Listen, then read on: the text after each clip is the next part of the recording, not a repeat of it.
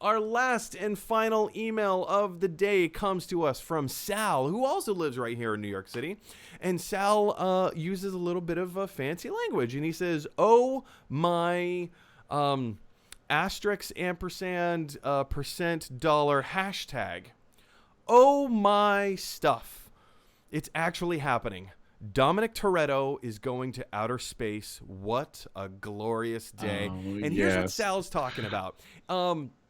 I think Ludacris actually was the one that broke the news, but Michelle Rodriguez yesterday was the one who confirmed the news when she did an interview on Sirius XM radio yesterday where the interviewers were asking her about, like, are you actually going to space? Is this a thing? Like, is Fast and the Furious going to outer space?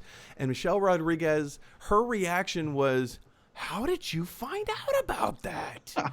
How did you know? And, you know, apparently, I guess, like, Ludacris let it slip, but she was the one who confirmed it. She went on to say that, you know, when a film gets delayed, people start talking and news gets out. And she was just blown away. Now, the other news story here is that thanks to Michelle Rodriguez, she was able to get a female writer hired on the writing staff for the Fast and Furious movies. And that's a huge win. That's a huge win. Because as we've been talking about, you know, especially, I always go back to the movie Atomic Blonde with Charlize Theron. One of the reasons that she took the role and that she also produced that movie was that she wanted to make sure that women have their own fighting style. Women do not fight like men. So why are we forcing this agenda of women fighting like men?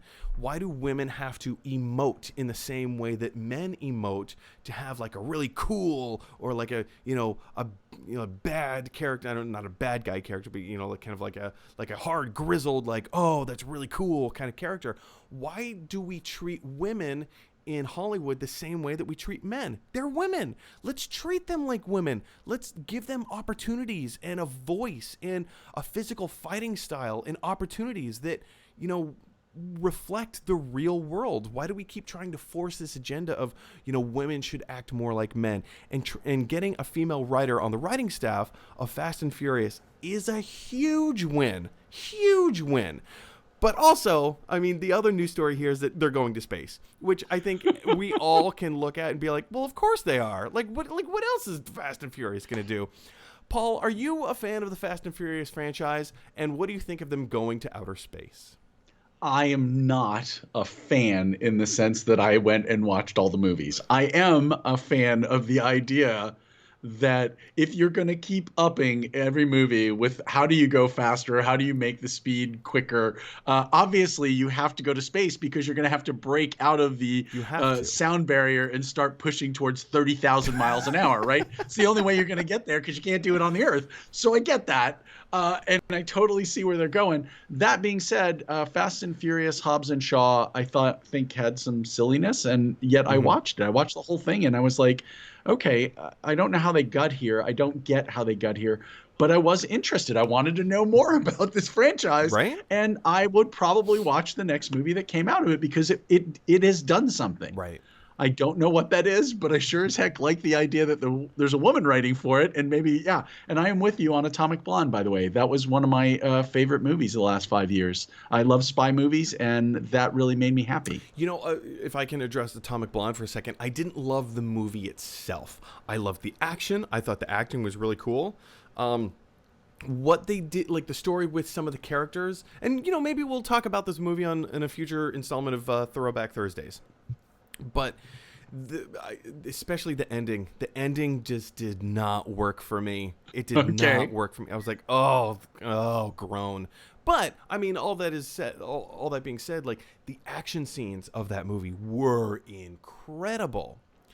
I have a little confession to make, something that may come as a shock and a surprise to many people. I haven't seen any Fast and Furious movies. I thought I was going to be the ignorant one in these movies because I've only seen one. I've seen the first one. I saw the first one when it came out in 2001, when it was still like an original concept.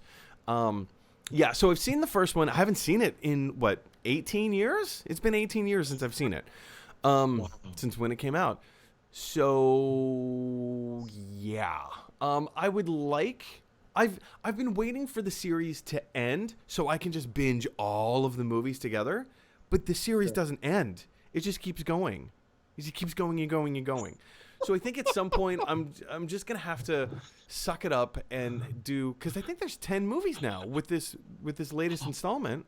There's I didn't realize there were that because many. this is Fast 9. I get Fast and Furious 9, whatever it is they're calling it, and including Hobbs and Shaw, 10 Right. movies in the franchise.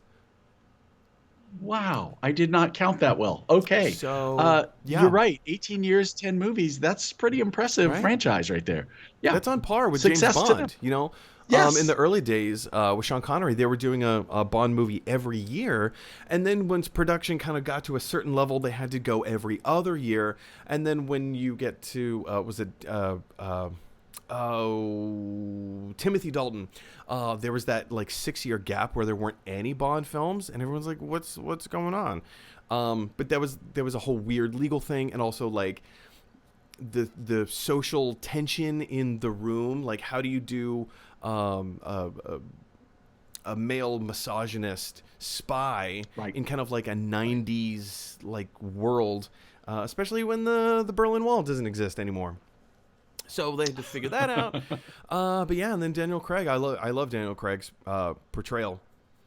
But Casino Royale, the last remake of it, was probably my favorite thing I've ever seen a spy movie do.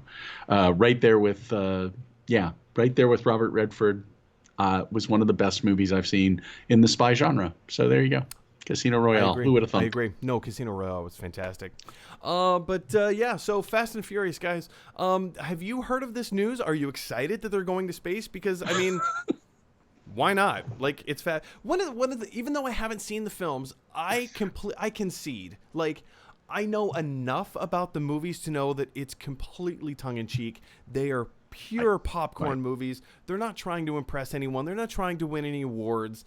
It's just, let's have some fun. Let's turn the lights low. Let's eat some popcorn and see some weird, wild, ridiculous action.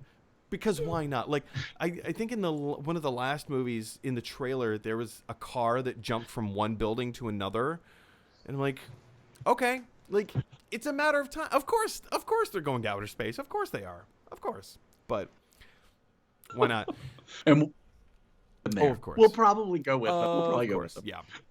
Well, hey, with Tom Cruise going to actually going to outer space to film a movie, I think that will be. Who knows what the story is going to be? Who knows like what the movie is? But that could be really cool.